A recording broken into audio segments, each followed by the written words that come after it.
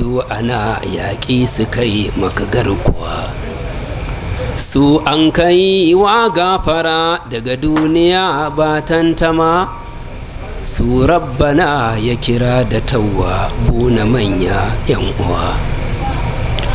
Bayan salati yan uwa to sai ku saurara ku ji wani gargadi a cikin ƙasida wanda zai zama garkuwa.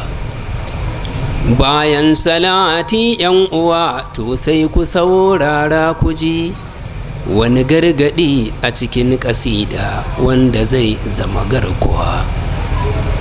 Duk mai tunani ya sani yau mun shigo wani zamani, mai hankali a cikin mu kai da ganinsa ya shiga damuwa. Da gida da daji yau musulmi mun zamo ba nutsuwa, kullum farautar rayukanmu ake ana ta kisa kuwa. Mu ko a junanmu muna rigima da sashin yan uwa, mun kasa dawowa mutu ba mu haɗa kai mi garkuwa.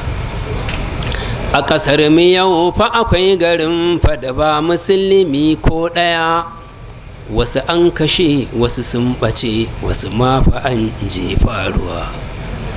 Wasu na gudun hijira abin da muke ta ji a wata ƙasa, yau gashi ya zo kanmu ba mu da tanadi ba garkuwa. Sai make-make muke ta yi a cikin duhununiya, mun kasa gane gaskiyar lamari mu ne mu gudunmuwa. Yaƙi yana neman ya cin mana gashi ya zo har gida, mun ƙulla ƙofofin garinmu muna ta yaƙar yan uwa. Yau masu umarni da aiki ko hani daga yan uwa, su za a sa adda asara babu ji ba damuwa. Sharholiya muka sa gaba ba ma tunanin lahira, in an batun shari'a a ce ƙarya ake ba tayiwa. Zina ko a fili gata nan a cikin kowa na gani, a fyaɗa yarinya budurwa kuma a fyaɗe tsohuwa. Sassan jiki na mutum farautar su ake a cikin dare, a yi tsafa-tsafa saboda neman duniyar nan tsohuwa. Ko waddaɗe zai gadda ɗauyan zama fasata yan uwa, ta mutum ake a kira waya a biya fa ko a yi garkuwa. Ko waddaɗe zai gadda ɗauyan zama fasata yan uwa, ta mutum ake a kira waya a biya fa ko a yi garkuwa. Harkar zumunci ta zamo kowa ta kansa yake ta yi, daga shi fa sai mata da 'ya'ya ba ruwansa da 'yan uwa.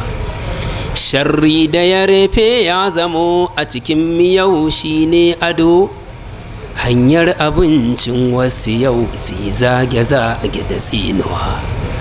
Yau duk na Allah a cikin jama'a yana gefe ɗaya, yan tsirku yan tsugudi da yau su ne suke cin kasuwa. Yau duk na Allah a cikin jama'a yana gefe ɗaya, yan tsirku yan tsugudi da yau su ne suke cin kasuwa.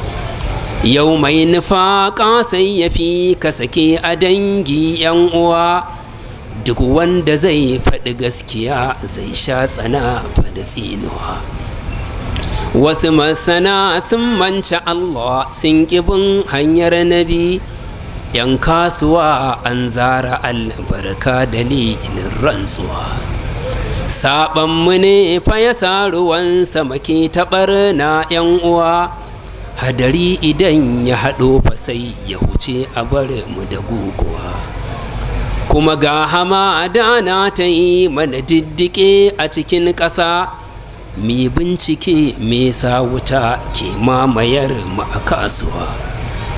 Zunubai suna daɗuwa bala'i na ta yin saukan ruwa, tuba ga Allah ne kawai shi zai zame mana garkuwa.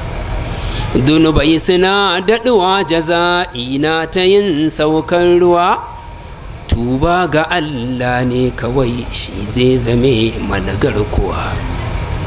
Kowa ya gyara hali ya tuba ga Rabbana sarki ɗaya, to sai mu tsira a nan da can ba ta gumi ba kururuwa.